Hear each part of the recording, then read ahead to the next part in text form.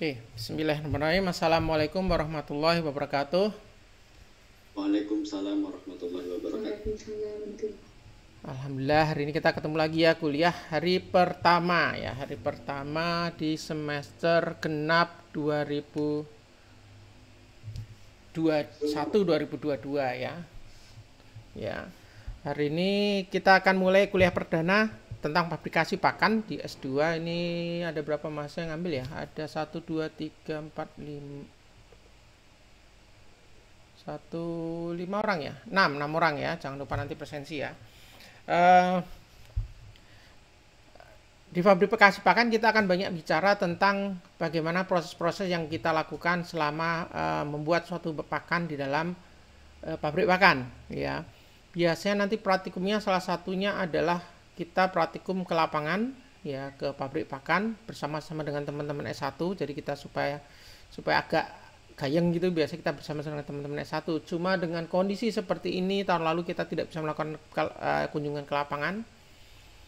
Tahun ini kita belum tahu, tapi kita sudah berusaha mengontak juga teman-teman yang di perusahaan-perusahaan yang bisa kita kunjungi.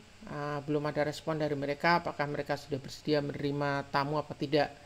Karena begitu kita datang paling tidak satu base ya, dengan kondisi sekarang agak naik lagi ya, gara-gara ada varian baru. Nah ini kita belum tahu. Kalau dari fakultas dan universitas memang sudah diminta tuh bauran, tetapi ingat syarat nomor 1 dari bauran itu adalah keselamatan ya, keselamatan kesehatan dari sivitas akademika. Jadi itu nomor 1. Artinya kalau kondisi tidak memungkinkan, kita tidak akan memaksakan rencana bauran yang sudah kita rencanakan ya. Kita bahkan sampai sudah menyediakan ruangan di ISLC dan segala macam, tapi itu bisa kita cancel jika memang kondisi tidak memungkinkan.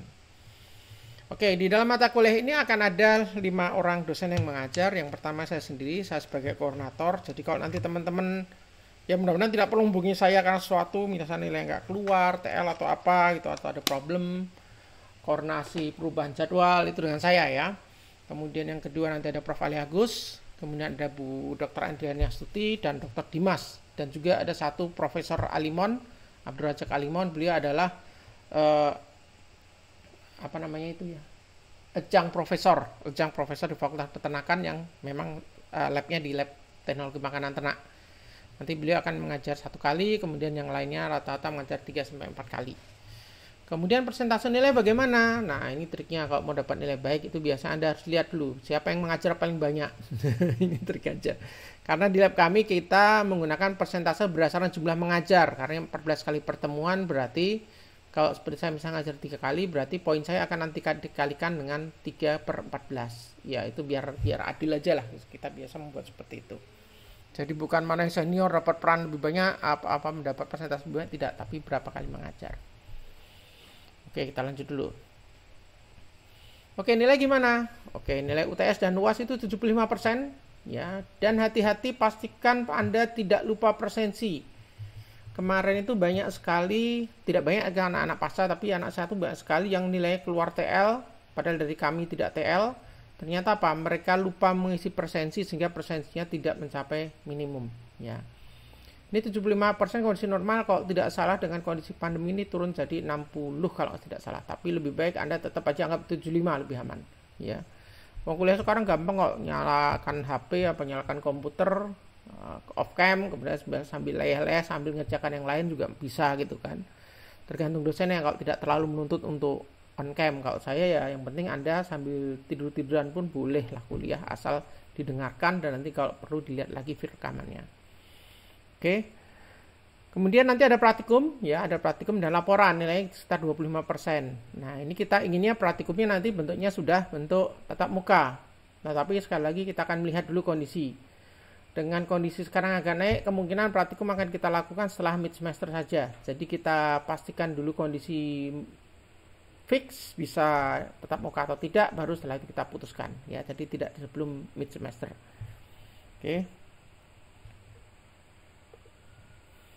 Oke, ini pokok bahasan yang kita bicarakan. Ada 11 poin. Jadi silakan nanti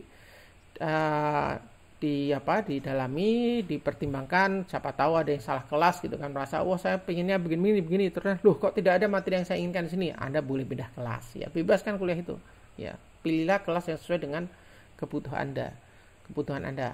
Yang pertama kita akan bicarakan hari ini adalah 2 poin, yaitu tujuan dan sejarah fabrikasi pakan. Makanya saya bilang ini agak membosankan karena saya termasuk orang yang tidak begitu suka membaca sejarah tahun-tahun, tanggal-tanggal, tapi ternyata harus kuliah ini. Tapi nanti kita cepetin aja lah yang bagian sejarah ya. Prinsipnya itu Anda harus tahu kenapa sih ada fabrikasi pakan, kenapa ada pabrik pakan dan seterusnya. Kemudian kita akan sedikit istilah-istilah dalam pabrik pakan banyak sekali, tapi tidak perlu dihafalkan ya. Saya tidak akan meminta Anda menyebutkan istilah-istilah itu definisinya, tidak perlu. Tetapi yang penting Anda paham bahwa ada istilah-istilah itu perbedaannya di mana ya. Kemudian pekan depan kita akan bicara tentang penanganan dan penyimpanan bahan baku. Ini masih dengan saya selama 2 kali pertemuan karena materinya cukup lumayan. Kemudian pengontrolan hama pakan dalam gudang itu akan kita, dan desain konstruksi pabrik akan bicarakan oleh Pak Dimas ya. Yang poin nomor 4 itu kontrol hama itu dalam 2 pertemuan dan desain konstruksi pabrik dalam 1 kali pertemuan. Setelah itu manajemen lingkungan oleh Pak Alimon, dan setelah itu ujian tengah semester ya. Jadi pastikan Anda untuk tidak ketinggalan salah satu dari materi ini. Semua materi sebelum mid semester akan dilakukan di link Zoom yang sama dengan hari ini. Ya, kita menggunakan Zoom Lab. Ya. Kemudian setelah mid semester akan masuk materi tentang pengolahan bahan konsentrat, terutama ini oleh Bu Andri, mulai dari grinding, mixing, pembuatan pellet, pembuatan crumble, sampai packing dan labeling. Ya, ini oleh Bu Andri. Juga menggunakan link Zoom ini. Kemudian yang terakhir adalah 3 tentang bagaimana manajemen pabrik ya, termasuk manajemen industrinya, perencanaan produksinya, sampai kelayakan dari sisi teknis dan ekonomis. Ini nanti langsung oleh Prof. Ali Agus yang sudah pengalaman lapangannya luar biasa. Nah, itu khusus untuk Prof. Ali Agus, kita belum tahu apakah beliau akan menggunakan link Zoom ini, karena beliau kebiasaannya pakai linknya sendiri, Zoomnya sendiri, tapi tidak apa-apa, nanti kita lihat dulu, akan kita informasikan nanti.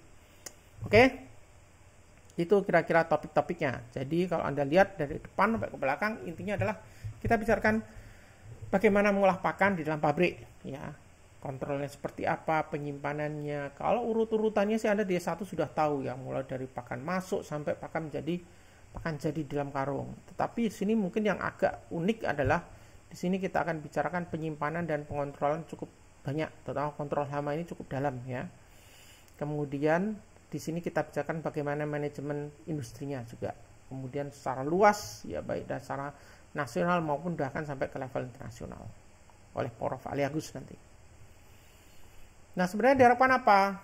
TIU itu apa sih? TIU dan TIK itu sebenarnya inilah kisi-kisi Anda nanti untuk menjawab ujian ya. Jadi kami kalau membuat soal itu tidak jauh dari tujuan ini. Jadi tujuannya dari kuliah ini adalah Anda bisa memahami dan menerapkan cara mengolah, merancang, memproduksi, packing, penyimpanan, pengolahan bahan pakan maupun pakan jadi yang ada di dalam lingkungan pabrik pakan. Ya, jadi ini Anda harus pahami cara bagaimana ya, dengan ikut kuliah, gitu kan, dengan diskusi dengan kita. Ini tujuannya nanti akan dikenalkan fabrikasi dan praktikum. Kemudian Anda juga harus paham bagaimana agar pakan bisa dikelola atau dicerna sehingga ternak bisa memberikan respon yang baik, memberi pakan sesuai kebutuhan, bisa menghitung nutrien intake-nya, kemudian bisa mengelola bahan pakan maupun pakan jadi dalam penyimpanan sehingga tidak mudah rusak dan tahan lama, sehingga semua bisa mendukung suatu produksi pakan di pabrik ya. Oke, kita masuk dulu ke sejarah ya, pendahuluannya dulu. Anda semua pasti sudah tahu rumus ini ya, performance sama dengan genetik plus environment ya, atau kalau diterjemahkan bahasa Indonesia produktivitas itu sama dengan genetik dan lingkungan. Dan pakan itu termasuk bagian dari lingkungan. Anda punya ternak dengan genetik yang bagus tetapi tidak diberi pakan yang bagus, tidak dikelola atau dipelihara dengan baik ya, misalnya pemberian pakannya tidak teratur, kualitas pakannya buruk, ternaknya kondisi kandangnya kotor, pasti genetik itu akan tidak muncul. Ya, genetik yang bagus itu akan tidak muncul. Tetapi sebaliknya juga begitu, Anda beli bibit yang murah meriah gitu kan, dananya terbatas, beli yang kurus jelek, bentuknya nggak keruan sapinya, ya dari bentuk rangka tubuhnya aja sudah kelihatan bahwa itu bukan tipe penggemukan misalnya, tapi Anda paksakan karena harga murah dan dia bukan dari keturunan yang baik, hasil inbreeding misalnya. Nah itu walaupun Anda kelola dengan kandang yang bagus, bersih, pakannya luar biasa, memenuhi kebutuhan, dia tidak akan bisa bertambah berat badannya atau adiknya tidak bisa optimum, ya. Jadi kedua-duanya itu merupakan satu keterkaitan. Nah, di kuliah ini kita tidak akan bicara genetik karena itu di kuliah yang lain, tetapi kita akan bicara lingkungan khususnya pakan, ya. Semua sudah tahu satu teori bahwa pakan itu biaya tertinggi. Tapi hati-hati, teori ini sebenarnya berlaku pada unggas. Seringkali kalau membuat latar belakang itu teman-teman S1 bahkan sampai S3 pun masih yang keliru. 70% biaya produksi adalah dari pakan, padahal penelitian sapi, ya. Kalau tidak percaya silahkan Anda hitung. Katakanlah Anda mau pelihara sapi selama berapa? 3 bulan penggemukan, ya. Pakannya sehari berapa? Pakan sapi sehari ya cukup mewah lah, misalnya pakan sapi Anda habis 25.000 per hari. 25.000 kali 100 hari atau 90 hari, hitunglah 100 hari, berarti kan 25.000 kali 100, 2,5 juta untuk pakan, ya kan? Untuk pakan 2,5 juta. Bibit sapi yang mau digemukkan berapa harganya? Paling nggak 14 juta. 2,5 juta versus 14 juta, mana yang lebih tinggi? Ya kan? Bibit lebih tinggi kalau di ruminansia. Jadi 70% pakan itu berlaku di unggas. Ya, tetapi jika bibit ini dianggap sebagai biaya produksi, nah itu bisa saja biaya produksi biasa tertingginya ini adalah pakan dan biaya produksinya. Ya, jadi tergantung sisi pandangnya dari mana. Oke. Nah, intinya memang genetik dan lingkungan, bibitnya dan juga pakannya itu berat di uangnya, ya. Nah, karena pakan itu merupakan faktor dominan dalam lingkungan yang menentukan produktivitas ternak, maka persaingan antar pabrik itu cukup besar. Ya, pabrik pakan itu bersaingnya tidak hanya sekedar memberikan pakan yang murah, tetapi terlihat efeknya. Petani-petani sekarang cukup pintar. Mereka tidak lagi, terutama yang muda-muda ya, kalau saya amati lapangan, peternak muda itu mereka sudah tidak lagi percaya dengan pakan murah itu bagus. Pakan murah ya murah, dan biasa hubungannya dengan kualitas yang rendah. Nah, sehingga mereka mulai berpikir bagaimana membuat pakan murah tetapi kualitasnya bagus. Ya, cara terbaik, salah satu caranya adalah buat sendiri. Kenapa? Karena kita buat sendiri bisa lebih murah, karena tidak ada biaya produksinya, tidak ada biaya transportasi, tidak ada biaya tenaga kerja, tidak ada biaya packing, tidak ada biaya iklan dan lain-lain, ya. Dengan harga yang sama kita bisa mendapatkan pakan dengan kualitas lebih baik. Cuma memang butuh keahlian dan tidak semua orang mampu. Nah, ini Anda teman-teman itu di sini peluang kita sebagai seorang nutrisionis, ya. Dan sekarang sudah ada banyak software yang bisa digunakan, banyak tools yang bisa kita gunakan. Salah satunya yang sekarang sering saya kenalkan adalah LCR calculator, list cost ration calculator, ya. Nanti teman-teman pasca kemarin rencananya mau ada rencana pelatihan dengan saya, tapi kemarin ditunda karena ada pemilihan ketua HMP yang baru, ya. Nah, ini udah terpilih ya kalau saya dengar.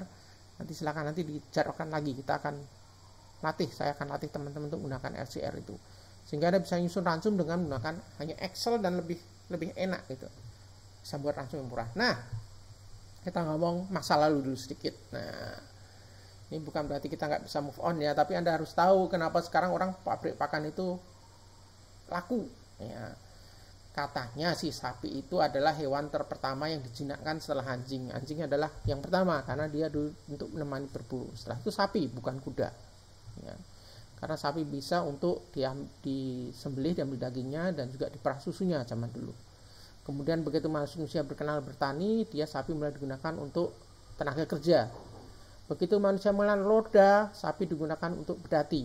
Setelah itu mereka baru butuh yang high speed, kecepatan tinggi, mereka baru mulai menjinakkan kuda. Jadi sapi itu memang ya hewan yang pertama dikenal. Nah, kalau alaminya sapi itu kan ya makannya rumput. Anda lihat susunan gigi. Jadi kalau melihat pakan alami hewan itu apa? Lihat susunan giginya. Gigi sapi pertama dia tidak punya taring, ya.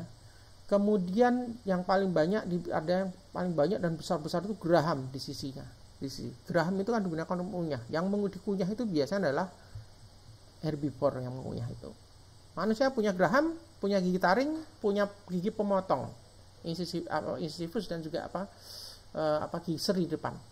Sapi gigi serinya hanya bawah, dia hanya untuk menyenggut, menarik rumput, jadi bukan untuk memotong. Sehingga memang secara konstruksi gigi sapi itu adalah hewan herbivora, bukan omnivora. Sehingga memang pakan alimennya ya hijauan. Biji-bijian itu adalah akal-akalnya manusia. Biji-bijian ini sama saja adalah konsentrat ya. Setelah itu dijinakkan, maunya manusia pelihara sapi tidak usah banyak-banyak, tetapi cepat gemuk. Makannya tidak usah banyak, tapi sapinya juga ADG-nya bisa meningkat. Syukur-syukur nek bisa sapi tidak usah dipakani, tambah gemuk, susunya banyak gitu kan, kalau maunya manusia gitu kan. Tetapi itu kan tidak mungkin ya, tetap harus diberi pakan. Mau dikasih makan yang banyak pilihannya, atau diberi makan yang sedikit tapi berkualitas. Nah, sehingga akhirnya mulai ada manipulasi pakan, mulai sapi itu diberi konsentrat, dianggap rumput tidak cukup memenuhi kebutuhan, kurang banyak karena rumput sifatnya bulky, hijauan sifatnya bulky, ternak tidak bisa makan banyak. Sehingga bagaimana membuat pakan yang lebih sedikit jumlahnya tetapi kualitasnya tinggi, sehingga bisa meningkatkan produktivitas. Dan ternyata memang bisa ya selama pakan itu masih pakan berbentuk tanaman. Tahun 90-an sudah terbukti sapi diberi pakan sisa karkas dari domba, akhirnya muncul penyakit sapi gila. Jadi memang janganlah kita menyalahi sunatullah. Kalau memang dia herbivora ya biarlah dia jadi herbivora. Boleh kita manipulasi pakan? Boleh, tetapi panduan itu dipegang. Jangan reko-reko. Sapi dikasih cacing. Sekarang bahkan ada beberapa peneliti yang mulai konsepnya sapi diberi serangga. Ya. Dan sekarang memang belum terbukti itu ada efek sampingnya. Tapi ya mohon maaf, ini saya. Jangan nyalahi sunatullah. Sapi nggak ada sapi itu di lapangan itu terus dia nangkap laron yang terbang atau ada nyamuk dimakan. Itu kan nggak ada gitu kan. Dia pasti mencari rumput. Jadi ikuti itu saja lah. Sudah terbukti tahun 90 kita neko-neko, manusia neko-neko, akhirnya hancur itu industri peternakan yang ada di Inggris. Ya. Oke, nah penjinakan sudah beribuan tahun, tetapi konsep pakan itu baru muncul sekitar tahun abad 20-an. Sebelum itu sapi masih banyak diumbar di padang rumput, dibiarkan makan dengan natural. Ya, semakin berkembangnya manusia, lapangan rumput makin sedikit. Jadi mereka berpikir bagaimana dengan tempat sesempit mungkin bisa produktif. Kasihlah di kandang. Yang dulu sapi mencari makan sendiri, akhirnya manusia yang jadi pelayannya sapi. Kita mencarikan makan, buatkan ke sapi. Ya memang begitu, karepe manusia sendiri. Ya. Kemudian di awal industri masa revolusi industri, ya ditemukan mesin uap, ditemukan beberapa perlengkapan alat industri yang menggunakan machinery. Mulailah industri penggilingan, milling itu bekerja lebih kuat. Kalau zaman dulu kan milling sebenarnya mesti harus dekat sungai, harus ada penggilingan gitu ya. Belum ada penggilingan menggunakan aliran sungai atau menggunakan sapi yang berputar, dan itu tidak efisien. Dan zaman dulu itu abad pertengahan itu belum ada penerangan berupa listrik. Waktu itu masih menggunakan api, lilin atau lentera, sehingga produksi miller ini tidak bisa produksi malam hari. Tahu kenapa? Karena miller di zaman pertengahan itu biasa kan debunya banyak. Ya, debunya banyak, belum efisien. Sehingga kalau di situ ada lilin, udara itu bisa menyala. Mereka belum kenal aerasi dan segala macam. Jadi tempatnya tertutup, dan begitu ada lilin itu bisa menyala ruangannya. Jadi bisa terbakar. Makanya biasa miller di abad pertengahan itu hanya berproduksi siang hari. Nah, dengan ada industri, ada listrik, kemudian ada perlengkapan mesin uap dan seterusnya, maka makin tinggi ya hasil produksi dari miller ini, dan juga otomatis byproductnya banyak ya, dan biasa itu duduk dibuang ke sungai. Nah, sehingga ada pemikiran, daripada buat polusi, bisa nggak ini untuk pakan? Logikanya kalau bijiannya bisa untuk manusia, kulitnya atau ampasnya itu juga pasti bisa untuk ternak. Nah, kemudian kedua, resiko polusi juga akan berkurang. Daripada mengeluarkan uang untuk menangani polusi, lebih baik dicegah supaya tidak usah sampai dibuang di sungai, tidak usah pakai polusi, itu dimanfaatkan. Ya. Mulailah dilakukan analisis kimia pada bahan-bahan hasil samping ini, dan ternyata memang hasil samping dari industri pertanian itu masih mengandung vitamin, masih mengandung mineral minimal, dan juga masih mengandung nutrien yang lain, protein, kemudian serat kasar, energi, dan seterusnya. Dan ini masih bisa dimanfaatkan dengan baik oleh ternak. Nah, dari sinilah mulai muncul beberapa penelitian. Sebenarnya ternak itu butuh protein berapa, butuh energi berapa, dan seterusnya. Ya. Jadi protein dan energi itu limiting factor, faktor pembatas untuk produksi susu, daging, dan telur. Ya. Kemudian mulai tahun-tahun ya 1875, ya ini udah lama sekali. Simbah kita aja kayak belum lahir 1875 ya. Mulailah dilakukan penggunaan dari byproduct, dimulai dari jerami kedelai, kemudian 1912 bungkil. Ya, walaupun bungkil kedelai itu kan salah satu byproduct yang bagus sekali karena vitamin dan mineralnya lengkap.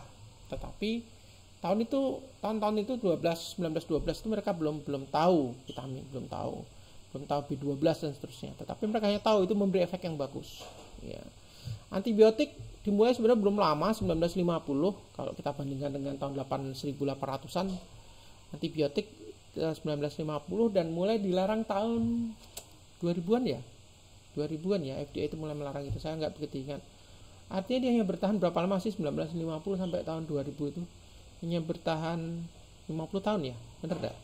50 tahunan. Dia hanya antibiotik bekerja selama 50 tahunan.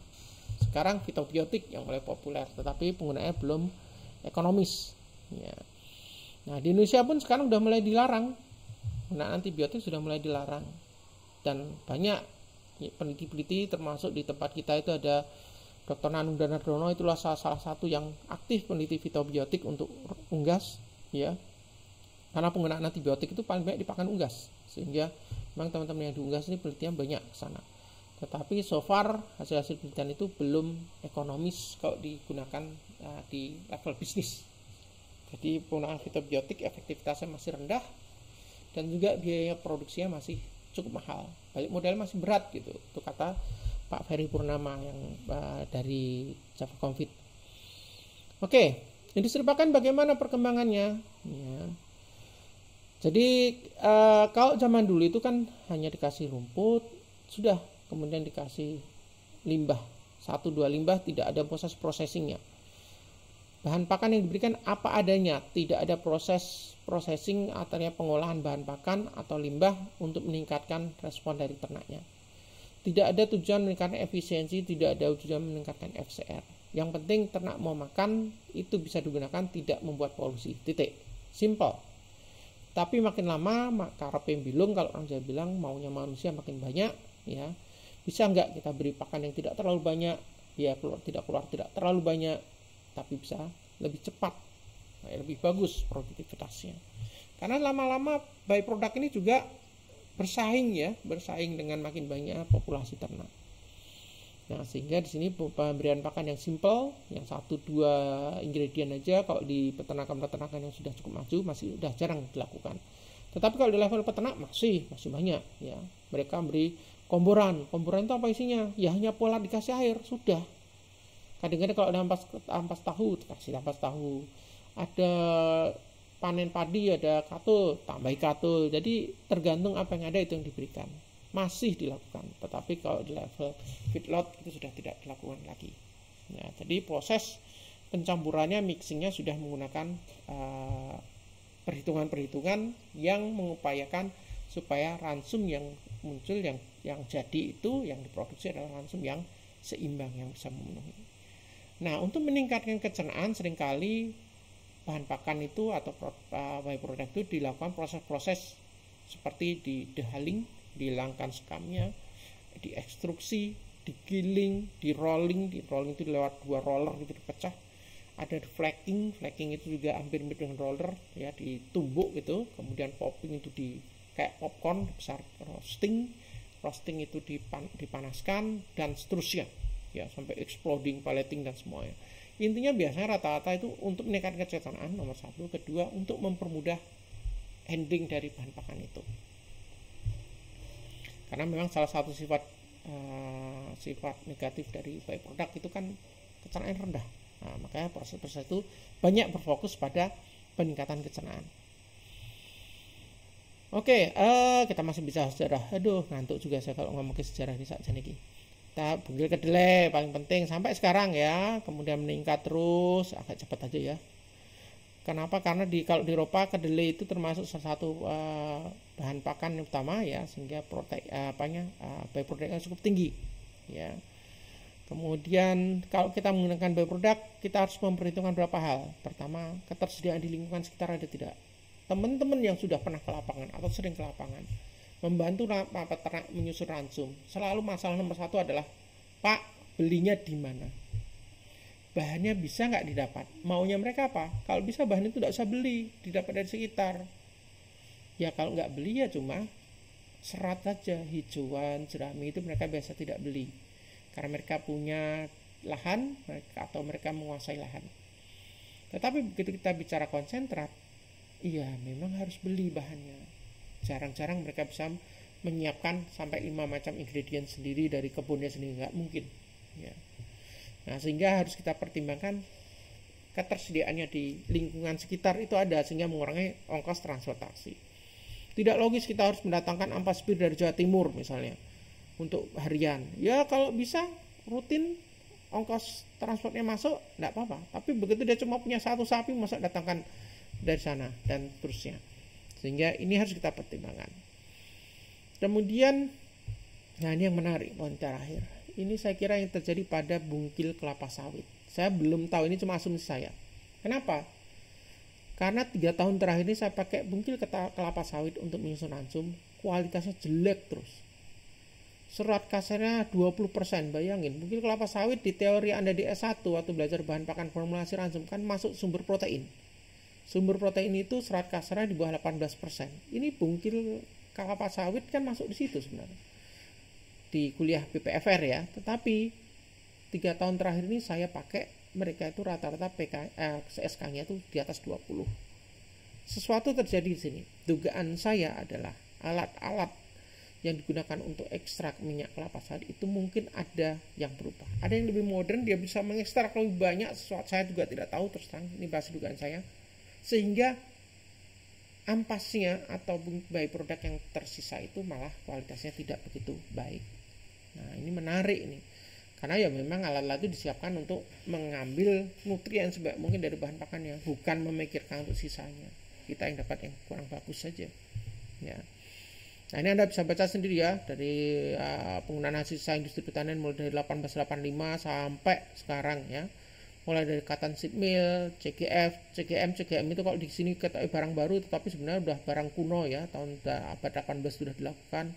Tetes dan seterusnya sampai urea, kemudian yang sekarang yang paling banyak sekarang mulai penggunaan DDGS ya, ampas dari fermentasi biji-bijian biasanya untuk pembuatan bir atau alkohol atau diambil etanolnya ya. Ini cukup tinggi kandungan proteinnya karena pembuatan etanol atau alkohol itu mengambil pati, dan pati itu nanti yang difermentasikan. Otomatis pati atau karbohidrat yang berkurang, pasti komposisi nutrien yang lain akan naik. Nah, yang paling bawah itu, yang saya kasih warna merah itu, maksudnya adalah bisa jadi suatu bahan pakan itu sekarang kita anggap inkonvensional, tetapi di masa depan itu menjadi sesuatu yang konvensional, yang biasa. Ya. Cotton seed mill mungkin tahun 1885 itu sesuatu yang tidak umum digunakan untuk pakan ternak, tetapi sekarang udah umum. Tetes juga sama. Ya. Beberapa tahun yang lalu kita menemukan kulit kacang dipakai untuk bahan pakan, masih barang aneh, tetapi sekarang sudah umum. Kakao pot, kulit coklat itu juga dulu tidak ada yang pakai. Begitu ada yang pakai, masuk kelas inkonvensional. Sekarang banyak sekali yang pakai. Ya. Dan makin sering kita ke lapangan, terus terang saya sendiri makin takjub, makin banyak alat bahan-bahan yang aneh, kadang-kadang tidak masuk akal digunakan sebagai bahan pakan. Nah, di sini pentingnya kita paham klasifikasi bahan pakan yang 8 kelas itu yang dari internasional itu. Karena dari situlah kita berpegang, ini loh definisi bahan pakan. Kalau nggak seperti ini ya bukan bahan pakan. Oke. Nah, feeding standard. standar pemberian pakan, atau ya kalau Anda menyusun ransum itu kan Anda pasti menghitung dulu kebutuhan ternaknya apa. Oh, saya mau pengembukan targetnya 1 kilo sehari. Oh, berarti dia butuh protein kasar sekian, dia butuh energi sekian mega ME-nya sekian, dia butuh lemak sekian, dia butuh vitamin mineral sekian. Ya, itu ada semua di dalam tabel-tabel contohnya dari NRC atau ARC. Tetapi sebenarnya perkembangan feeding standard itu sudah dimulai dari abad 18 lewat 10 itu waktu maghrib ya.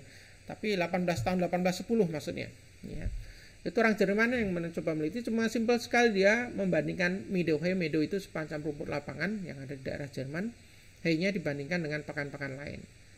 Dia melihat kandungannya seperti ini, kemudian bedanya apa. Kemudian waktu itu analisis di Wendy Experiment Station. Mungkin Anda masih ingat ada analisis Wendy. Ya, analisis Wendy itu nama orang, ya. Jadi itu di Jerman itu nama labnya sebenarnya, nama orang yang dijadikan diaplikasikan dengan nama lab. Yang menemukan analisis Wendy itu ya memang namanya Wendy. Kemudian 1864 mulai ada publikasi pertama tentang feeding standard, ya. Kemudian tapi pada saat itu feeding standard itu sebenarnya hanya berdasarkan isi komposisi kimia saja, ya. Jadi seperti buka Pak Haryat tadi, tapi very simple, hanya SK berapa, PK berapa, BK berapa, dan seterusnya. Belum ada nilai kecernaannya, belum ada memperhitungkan undigestible protein dan seterusnya. Nah, ini terus ya sampai abad ke-20 udah mulai ada feeding standard mulai digunakan, tapi baru tahun 1944 NRC mengeluarkan feeding standard yang sampai sekarang masih kita pakai dan diupdate terus ya. Yang sering kita pakai, kita gunakan acuan. Tetapi feeding standard ini adalah standar Eropa sebenarnya, Bustaurus. Jadi kalau di ternak-ternak kita agak terlalu tinggi sebenarnya. Jadi misalnya yang paling gampang, kalau sapi-sapi Eropa itu butuh protein berapa sih untuk adik 1 kilo secara umum ya, secara umum. Mereka usia 15%. Sapi kita itu 12% udah berlebihan, sudah cukup. Bahkan sapi Bali itu hanya butuh protein kasar sekitar 10% udah cukup untuk dia adiknya nambah 0,6. Ya nggak mungkin sapi Bali itu 1,2, nggak mungkin. Jadi tergantung memang dengan kapasitas genetiknya. Sekali lagi genetik akan menentukan. Ada batasan genetik situ. Nah kemudian ARC ya kalau tidak salah di Prancis ya itu mulai mengembangkan rumen undegraded protein. Jadi mulai dipertimbangkan kecernaan di masing-masing bagian dari saluran pencernaan ruminansia. Jadi tidak sekedar lagi komposisinya kimianya berapa. Nah dari situ muncul 4 macam atau 4 kelas bahan pakan berdasarkan kecepatan degradasinya. Kalau 8 kelas bahan pakan yang sumber yang pertama hijauan kering, kemudian hijauan segar atau padang rumput, kemudian silase atau fermentasi, kemudian sumber energi, sumber protein, itu Anda semua sudah tahu semua ya, sampai 8 kelas ya, sampai ke aditif ya secara internasional. Tetapi ada pembagian lagi bahan pakan berdasarkan sumber tingkat degradasi. Karena ada beberapa bahan pakan yang tidak bisa masuk di situ. Misalnya tongkol jagung yang dikeringkan kemudian digiling, itu masuk kelas berapa? Coba. Kebanyakan peternak itu memasukkan dia sebagai sumber konsentrat. Sumber konsentrat itu kelas 4 dan kelas 5. Padahal syarat kasan itu tinggi, di atas 20%. Sehingga sebenarnya dia tidak masuk situ. Mau masuk kelas mana? Kelas 1 dia bukan hijauan kering. Kelas 2 dia bukan hijauan segar. Kelas 3 dia bukan silase. Dari kandungan SKN dia sumber serat, berarti harusnya masuk salah satu dari kelas 1, 2, dan 3. kulit kacang juga sama, itu mau masuk mana? Cuma bisa dibilang ini sumber serat, tetapi tidak bisa dimasukkan di kelas 1, 2, atau 3. Karena di kelas 1, 2, dan 3 itu ada sumber serat, tetapi perbedaannya hanya di bentuknya, proses pengolahannya. Kelas 2 dikeringkan, jadi jadi kelas 1. Kelas 2 di fermentasi jadi kelas 3. Kulit kacang, tongkol jagung, masuk mana? Nggak masuk mana-mana. Sehingga dia kalau mau mendefinisikan dia hanya sumber serat, udah gitu aja, fiber source. Kemudian kalau masuk lihat ini, nah lihat ini gimana nih lihat gini. Nah lihat ini ya, apakah ada sumber energi, apa sumber protein dulu. Ya, karena itu jelas protein rendah berarti dia sumber energi, walaupun energinya energi yang struktural. Ya, dia lambat terdegradasi atau cepat terdegradasi, berarti lihat serat kasarnya, oh dia lambat, berarti masuk kelas 1 di sini. Ya, jadi ada yang saat di depan kelas bahan pakan tidak bisa masuk, di sini bisa masuk. Ya, seperti Anda lihat dibagi jadi 2, sumber energi dan sumber protein, terdegradasi lambat dan terdegradasi cepat. Sebentar. Ini tanda-tanda untuk saya bahwa kuliahnya harus dipercepat karena sudah azan. Anda bisa dengar ya. Oke, kita percepat. Ya, walaupun boleh sampai melewati zuhur, tapi nek iso ya jangan lama-lama nabrak zuhurnya kalau saya. Oke. Nah, kecepatan degradasi fungsinya apa? Nah, nanti di kuliah apa ya saya biasa ini ya. Saya kok lupa ya. Di kuliah kelihatan di kuliah yang satu lagi rekayasa ya. Ya, di kuliah rekayasa hijauan dan teknologi pakan. Nah, nanti kita akan bicara tentang ini, poin kedua ini. Ya, bagaimana kecepatan degradasi itu bisa mensinkronisasikan kesetiaan nutrien, karbon dan nitrogen dan juga energi. Ya, bagaimana protein mikroba ini lebih banyak kalau kita menggali apa yang terjadi dalam rumen, dan itu Anda kuasai, itu Anda bisa jadi seorang peneliti yang handal. Apapun data yang Anda punya, Anda bisa cerita. Oke, sejarah di Indonesia bagaimana? Sebelum abad 20 banyak pabrik pakan berkembang pesat. Saya ingat betul ya banyak itu ya waktu itu, terutama waktu itu 2 pemain utama di Indonesia itu kan Carnopekpan dan Java, itu 2 itu berkejar-kejaran. Kemudian muncul yang lokal Wonokoyo, kemudian muncul yang dari Malaysia, Malindo dan seterusnya ya. Bahkan dari Amerika pun masuk, Cargill, walaupun dia tidak sebesar Pokpan dan Java. Nah, itu cukup banyak karena peternak-peternak kita pasarnya cukup luas ya. Kemudian di Indonesia kualitas pakan bervariasi, terutama buatan manual, buatan peternak. Tapi kalau yang komersial cukup termonitor oleh pabrik. Coba teman-teman perhatikan, yang namanya pabrik pakan itu kalau Anda lihat ada 2 golongan. Yang pertama pabrik pakan besar, dan satu pabrik pakan kecil dan menengah.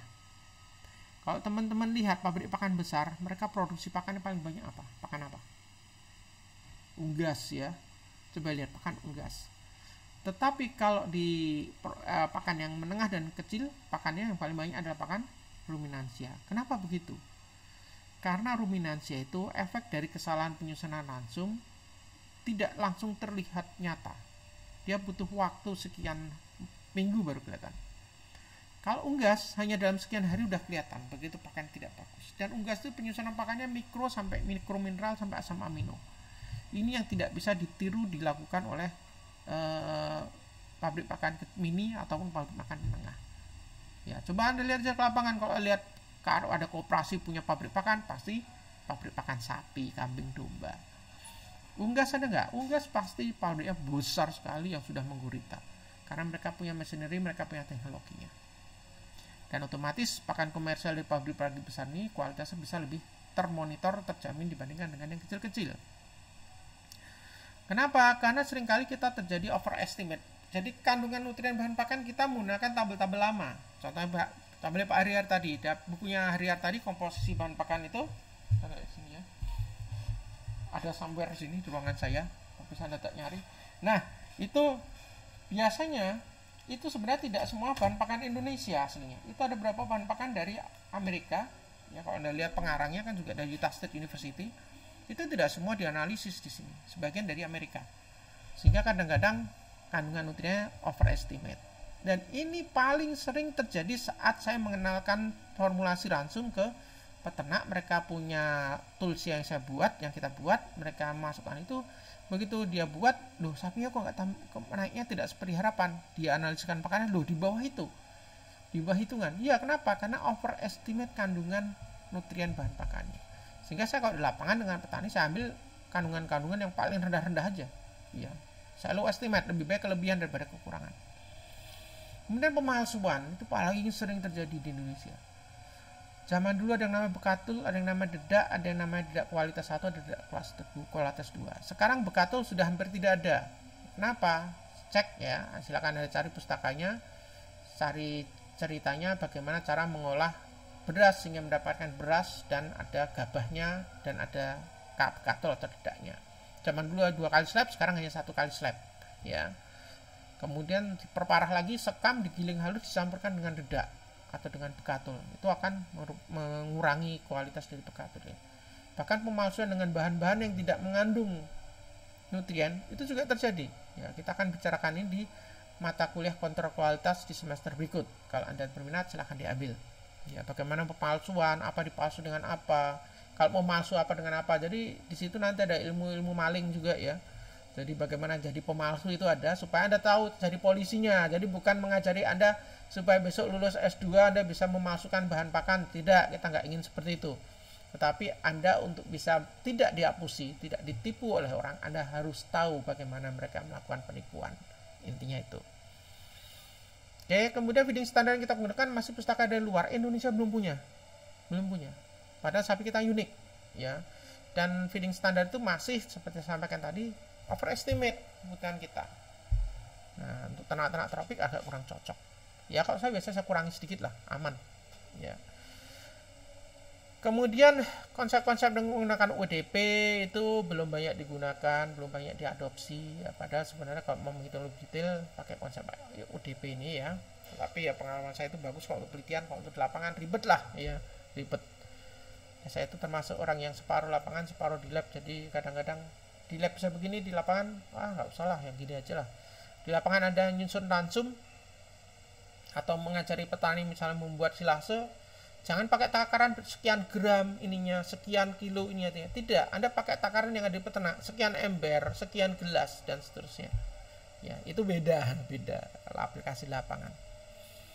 Kemudian sinkronisasi kita akan bicarakan juga di kuliah rekayasa semester depan. Oke, sedikit lagi penutup ya tentang terminologi. Terminologi saya tidak akan bacakan satu persatu karena banyak sekali dan isinya hafalan semua dan Anda nggak perlu menghafalkan, yang penting Anda paham ya.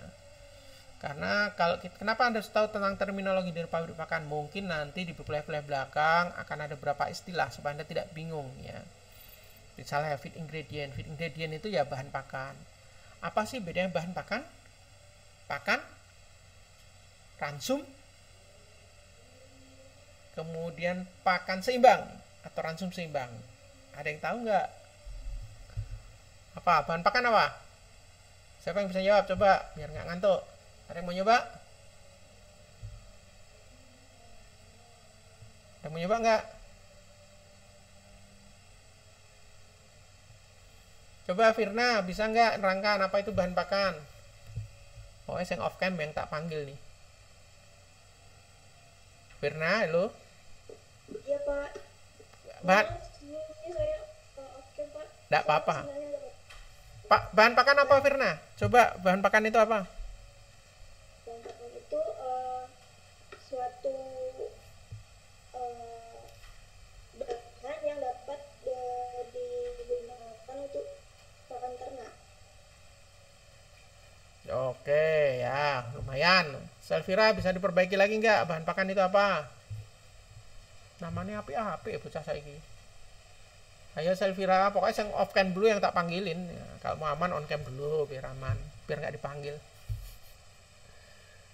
Selvira, halo. Ini karo presensi sekalian ini. Halo Pak, maaf jaringan saya agak Nggak apa-apa. Yang penting kamu bisa respon. Bahan pakan apa? Coba dilengkapin. Masih ingat nggak definisi bahan pakan dari bukunya Pak Kamal? Bahan pakan adalah segala sesuatu gimana? Enggak ada Selvira, halo? Loh, ngilang lagi. Iya, halo Pak, maaf. Saya ulangi lagi. Bahan pakan adalah segala yang dapat dikonsumsi oleh ternak yang memiliki kandungan gizi yang dapat memenuhi kebutuhan ternak tersebut. Untuk memenuhi kebutuhan ternak tersebut, baik dari segi untuk pertumbuhan dan perkembangan ternak. Terima kasih. Oke, nah sebenarnya ke definisi bahan pakan itu poin-poinnya aja yang dihafal. Yang pertama, bahan pakan adalah segala sesuatu yang bisa dimakan. Syarat satu itu bisa dimakan. Kemudian kedua, memberi manfaat. Kemudian ketiga, tidak berbahaya. Kemudian keempat, bisa dicerna. Hanya 4 itu aja sudah. Jadi kalau di definisi apa? Bahan pakan itu adalah sesuatu yang bisa dimakan, bisa dicerna, memberi manfaat dan tidak membahayakan ternak. Wis, titik. Ada bolak-balik boleh, tapi 4 poin itu yang harus ada. Oke. Itu bahan pakan. Kalau pakan, siapa mau nyoba? Masa dipanggilin ke cah TK? Siapa ada yang mau nyoba nggak? Langsung on cam, langsung mic-nya nyalakan aja yang mau nyoba. Yaudah tak panggilin satu-satu. Bella Putri. Pak, maaf Pak, saya lagi tes ini Pak. Oh ya wes. Maaf ya Pak, lagi ngurus untuk COVID Pak. Bu, kamu ikut kena swab toh? Iya, ini ikut tetap di kelas, tapi saya di DMP ini Pak. Ya, sudah apa-apa. Ya, lanjutin dulu aja. Oke, kalau gitu. Ya, enggak apa-apa. Ya, yang penting kan sambil nyimak enggak apa-apa. Enak kuliah online kan kayak gini. Yizrel Sapan. Ayo Yizrel, kamu monitor tidak? Apa kira-kira pakan itu apa? Definisimu pakan itu apa? Tadi bahan pakan sudah, pakan apa?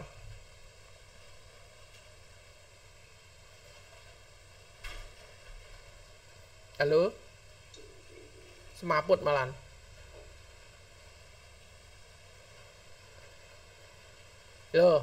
Halo? Ya wes, menyerah ya.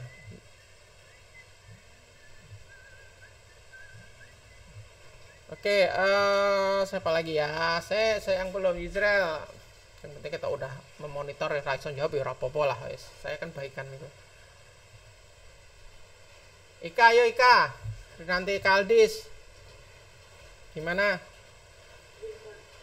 Apa itu pakan? Coba. Pakan itu bahan yang diberikan kepada ternak gitu Pak. Bisa dalam bentuk tunggal, misalkan misalnya sumber energi atau sumber protein maupun yang sudah dicampur. Gitu. Betul. Jadi pakan itu apapun yang diberikan ke ternak namanya pakan. Ya, saya ada yang nelpon. Maaf Mbak, saya lagi kuliah, nanti saya WA ya.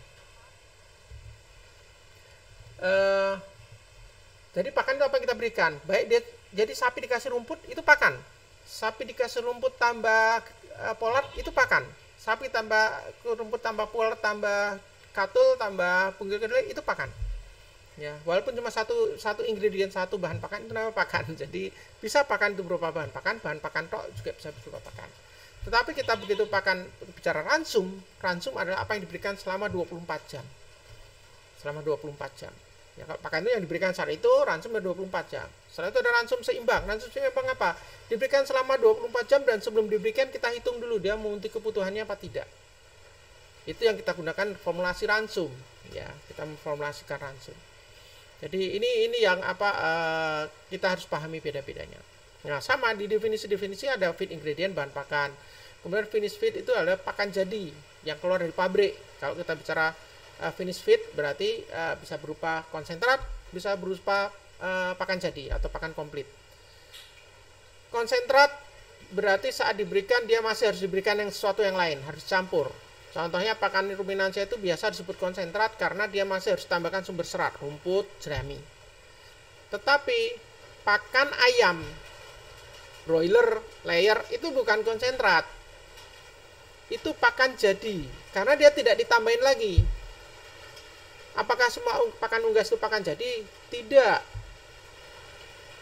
Contohnya pakan bebek. Pakan bebek itu konsentrat karena dia masih dicampur. Paling gampang dilihat di labelnya aja. Di labelnya itu kalau dia masih dicampur sesuatu berarti dia konsentrat. Nah, pakan unggas ayam ada nggak yang konsentrat? Ada juga. Ya karena beberapa peternak lebih suka saya tambahin jagung sendiri, nggak mantep gitu loh nggak tambahin. Dan pabrik pakan mengikuti saja permintaan dari konsumen. Kemudian pakan dalam manufacturing proses, kemudian waktu proses, kemudian gudang dan packing. Ini ada beberapa istilah ya, simpel lah. Nah, commercial feed itu pakan yang dicampurkan dua atau beberapa pakan jadi suatu pakan, jadi dia menjadi konsentrat. Nama konsentrat atau pakan komersial feed itu yang paling tidak ada dua ingredien, ya. Ada yang disebut formula feed, ada yang disebut feed ingredient. Ya. Kalau yang formula feed berarti disusun pakai formula, pakai formulasi, ya. Secara proporsional minimal 2, ya susah sih nyusun bahan pakan 2 itu bisa seimbang, tetapi ya udahlah lumayan. Kalau feed ingredient itu semua yang dipakai untuk nyusun, jadi ya seperti itulah. Kemudian formula feed ada yang customer, jadi biasanya berdasarkan pemesanan pembeli. Pabrik pakan itu tidak selalu menyusunkan formulasi loh, kita bisa by tailor made. Kamu minta apa, ini sama ini kita buatkan, dia nggak peduli hasilnya. Ya, ada juga yang dia buatkan dengan formulasinya dia. Ya. Nah, ini tadi definisi bahan pakan yang saya sebutkan tadi. Ya. Semua dapat dimakan, dapat dicerna sebagian keseluruhannya tanpa mengganggu kesehatan. Ya, tanpa mengganggu kesehatan berarti bermanfaat. Medicated feed berarti dia mengandung obat-obatan, ya mengandung obat-obatan, mengandung antibiotik. Halo, ada mahasiswi kecil, siapa itu? Ayo. Siapa namanya itu? Mau ikut kuliah ayahnya? Asik ya kuliah. Ya saya dulu kuliah juga ngajak anak saya kok. Di kelas malah. Ngajak anak saya dulu pernah juga, dia duduk di pojokan main sendiri. Ya, namanya orang tua itu tidak apa-apa, wajar gitu. Dan sekarang dia jadi mahasiswa di Fakultas Peternakan juga. Bayi yang dulu saya ajak kasih kuliah di kelas. Sekarang udah masuk semester 2 di Fapet. Itu anaknya di ruangan tuh. Udah gede. Oke. Pembagian pakan complete feed. Ya oke ya. Definisi complete feed perlu saya tekankan sedikit. Complete feed itu pakan komplit. Artinya pakan komplit itu apa? Di dalamnya itu sudah ada semua yang kita inginkan. Kalau di ruminansia berarti ada sumber serat, ada sumber protein, ada sumber karbohidrat. Minimal itu. Syukur-syukur ada vitamin dan mineral. Itu nama complete feed. Nah, kemudian sekarang yang populer adalah complete feed fermentasi. Bahan itu semua pakan komplit difermentasikan. Loh Pak, selama ini yang diberikan peternak rumput dikasih konsentrat itu masuk complete feed tidak? Ya masuk. Kalau dia hanya memberikan rumput saja, hanya sumber serat, berarti tidak masuk complete feed. Tetapi begitu dia tambahkan konsentrat yang di dalamnya ada sumber energi dan sumber protein yang memenuhi, dia masuk dalam definisi complete feed. Walaupun pemberiannya terpisah, jadi jangan membayangkan namanya complete feed itu harus dicampur jadi TMR, total mix ration. Ya, total mix ration itu yang biasa dicampur. Itu agak berbeda, tetapi ya sama, TMR itu complete feed, tapi tidak semua complete feed berbentuk TMR. Oke. Artinya kalau complete feed dikasihkan udah begitu, tidak usah tambahin apapun. Feed supplement biasa ditambahkan untuk menambahkan biasa bisa menambahkan protein, vitamin, mineral dan seterusnya. Kalau feed aditif biasa tidak mengandung nutrien. Ada konsentrat definisinya, kemudian ada scratch feed, ada apa nanti baca sendiri lah gitu ya. Mass feed, meal feed ini sebenarnya hanya untuk menambah pengetahuan saja, makanya kita buat tulisannya apa adanya, tidak kita buat poin-poinnya. Oke, aditif tidak ada nutriennya. Kemudian berdasarkan bentuknya ada yang menggumpal kayak perundul-perundul atau crumble, kemudian ada bentuk pelet, ya kan. Ini di kelas kita masih bicarakan tentang bentuk pelet ukuran small, medium, large, tetapi di lapangan di pabrik pakan besar untuk ayam mereka sekarang trennya adalah hanya memproduksi satu jenis pelet. Kenapa? Karena hasil penelitian bahkan ayam starter itu yang masih di OC itu pun tidak perlu diberi pelet ukuran kecil lagi seperti zaman dulu. Ukuran pelet sama dengan yang dewasa, tidak masalah. Tetapi di lapangan peternak itu masih banyak yang suka nggak tega anak ayam kecil gitu dikasih pelet yang dia susah nelan gitu. Sebenarnya dengan dia diberi pelet yang ukuran standar sama dengan waktu dia dewasa, dia akan menyebabkan perkembangan organ pencernaannya lebih baik. Ya, tetapi banyak nggak tegel, ya peternak itu sehingga mereka minta kecil dong peletnya ukurannya atau dibuatin crumble. Jadi mungkin teman-teman dulu kalau belajar di manajemen unggas pernah disampaikan bahwa di OC awal dikasih yang crumble, ya kan? Setelah itu naik yang pelet ukuran agak besar, terakhir besar. Sekarang enggak, pabrik pakan sebenarnya udah enggak begitu lagi. Tetapi mereka masih minta by custom. Kalau ada yang minta pelanggan minta yang dia ukuran tertentu, dia masih membuatkan. Ya, kenapa mereka melakukan itu? Karena penelitiannya tadi seperti saya sampaikan tidak ada bedanya. Ya, baik yang kecil, besar, ayamnya sama itu bisa dia melawan pakan yang dengan ukuran yang standar. Kemudian juga di biaya produksi machinery akan lebih ringkas bagi mereka, lebih ringan biayanya ya daripada kalau mereka harus membuat ukuran berbeda-beda. Jadi ini teori lama, ternyata pabriknya sudah tidak begitu lagi. Nah ini makanya kita harus selalu up to date, sering main-main ke pabrik, ngobrol dengan orang-orang pabrik supaya tahu perkembangan di lapangan. Kemudian bahan produksinya ada high pellet, high fat, ada high molasses, kemudian ada pellet yang bentuk cubes, kemudian ada yang expanded pellet. Biasanya expanded pellet ini untuk pakan ikan ya. Dan ini alatnya tidak mudah, tidak murah ya. Saya pernah lihat dulu waktu di Java Medan ya. Mereka punya untuk pabrik pakan, ternyata pembedanya itu tidak hanya di komposisinya tetapi juga di bentuk pelletizer di moncongnya apa ya? Lubang keluarnya itu berbeda. Die-nya. Jadi kalau die pellet biasa, tahu die ya. Jadi kalau di bagian paling ujung dari mesin pellet itu ada kayak lempengan yang berlubang-lubang. Seperti yang untuk giling daging, ya.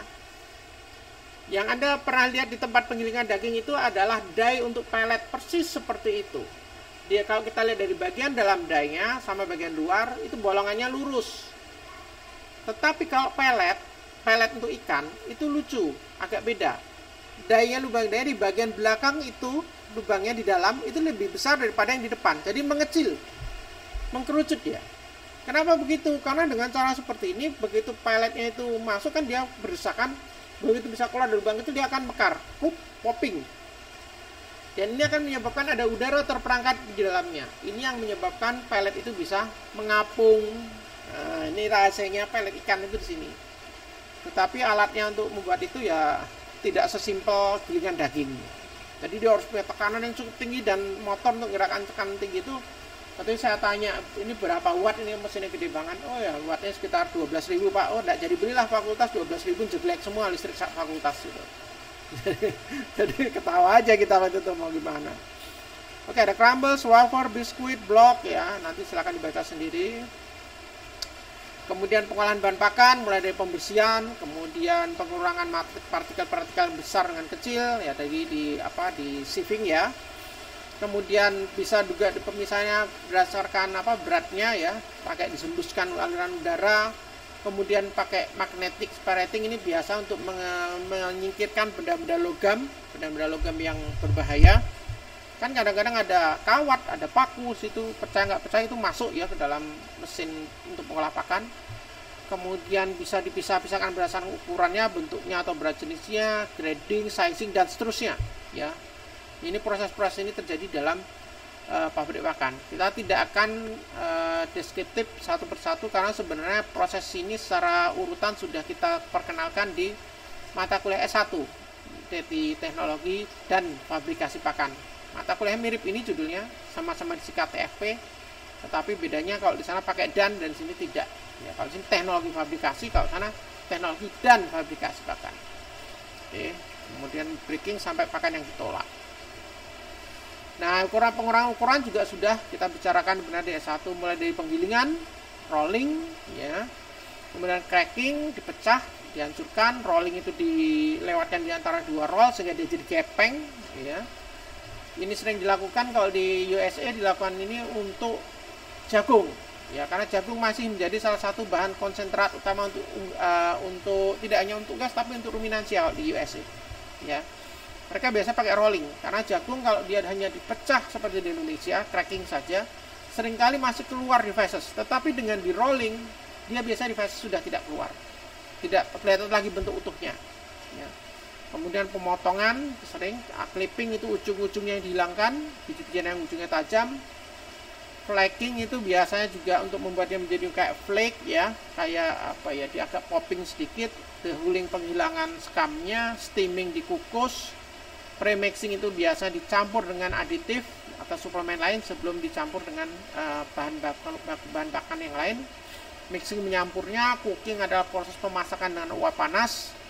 Ekstruksi itu adalah menggunakan sebenarnya seperti digiling, ya seperti digiling, cuma menggilingnya dia menggunakan dua lempengan yang saling bergesekan. Jadi seperti kalau Anda lihat film-film abad pertengahnya, dia menggiling gandum, ada sapi muter gitu ya, atau pakai kincir air, itu kan dia digesek di antara dua plat batu besar di atas, kemudian biji yang ditaruh di tengah itu dia akan kegesek, dan yang udah halus akan keluar di bawah plat batunya berlubang di tengahnya.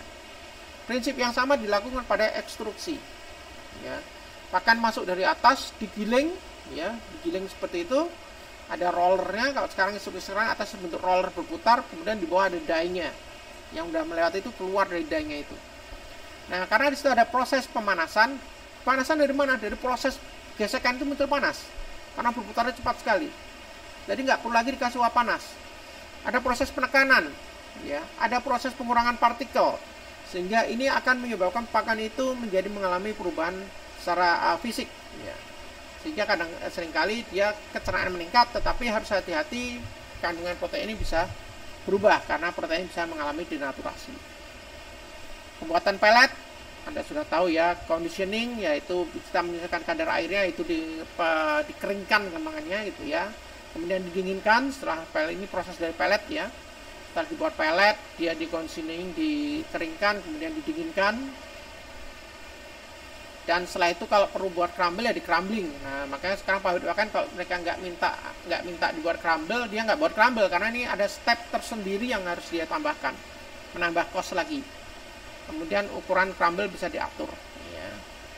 Oke, blocking, waffling dan seterusnya Anda bisa lihat. Kok bisa ya? Oke. Keberhasilan ingredientnya ada mikro ingredient, ada premix, ya, silahkan nanti dibaca sendiri. Kemudian berdasarkan berat bentuknya ada bentuk brick, bata, bentuk bungkil, kayak di Digigas, di Brewer Gain, sisa dari destilasi atau penyulingan pati, ada kulit atau pulpnya. Kemudian kalau berdasarkan kebiasaan penggunaan yang saya sampaikan tadi, ada yang konvensional yang sudah biasa digunakan dan inkonvensional yang masih belum umum, tetapi suatu saat inkonvensional bisa menjadi konvensional. Oke. Ini contoh-contoh inkonvensional. Onggok dulu itu inkonvensional itu. Sekarang konvensional, biasa. Sisa pembuatan anggur, bahan pakan lain ini masih jarang di Indonesia karena kita tidak banyak pabrik anggur minuman ya, bukan anggur yang apa. Kemudian pot, ya tadi saya sebutkan kakao pot, sekarang udah menjadi umum, dulu inkonvensional. Kemudian das, debu ini ya sebenarnya kayak dedak lah kalau di tempat kita, udah biasa. Oke. Asalnya dari bahan-bahan inkonvensional, bisa dari sini, industri-industri. Contoh-contohnya nanti Anda bisa baca sendiri. Untuk unggas bisa menggunakan biuret dan seterusnya. Urea dan seterusnya, nanti bisa baca sendiri dah, tidak usah detail banget lah karena ini hanya sekedar untuk pengetahuan Anda saja. Tidak akan saya minta menuliskan seperti itu, ngapal gitu, tidak usah, kurang gawean. Jadi yang penting Anda paham prinsipnya. Kemudian dari tiap industri juga akan mengeluarkan produk-produk yang kalau kita lihat banyak banget ya, ternyata ya banyak produk ya.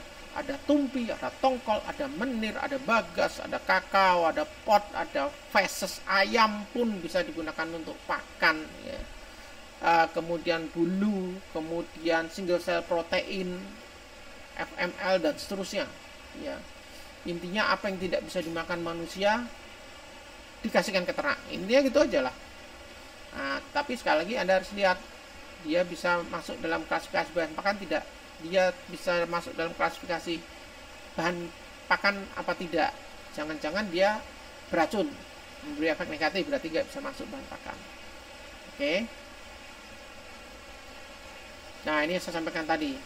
Kadang-kadang prinsip dasar diabaikan, misalnya kulit kacang atau tongkol jagung digiling halus dianggap sebagai sumber konsentrat, padahal serat kasarnya tinggi. Jadi saat Anda membuat konsentrat, yang pertama adalah serat kasar dari bahan itu. Jika serat kasar itu lebih 18% atau NDF-nya lebih dari 35%, berarti dia tidak layak untuk menjadi bahan sumber konsentrat. Ya, bisa nggak? Bisa aja, kalau bisa aja. Tetapi bukan lagi sumber konsentrat. Oke, beberapa istilah lain, brand name, drugs, ya Anda bisa baca sendiri lah. Oke, supaya nggak terlalu melandang dari zuhur. Silakan, ada yang mau didiskusikan mumpung ketemu?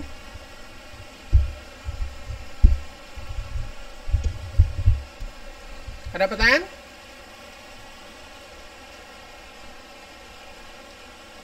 Krik, krik, krik, krik. Kalau suruh tanya mesti udah terus jadi pendiam semua ya. Nanti begitu kelas ditutup jadi pasar. Kelas online itu begitu, kalau pas sesi tanya jawab ada yang tanya krik krik krik, diam semua. Tapi begitu assalamualaikum warahmatullahi wabarakatuh, sama apa kasih pak bla bla bla, kayak pasar, lihat aja nanti ya.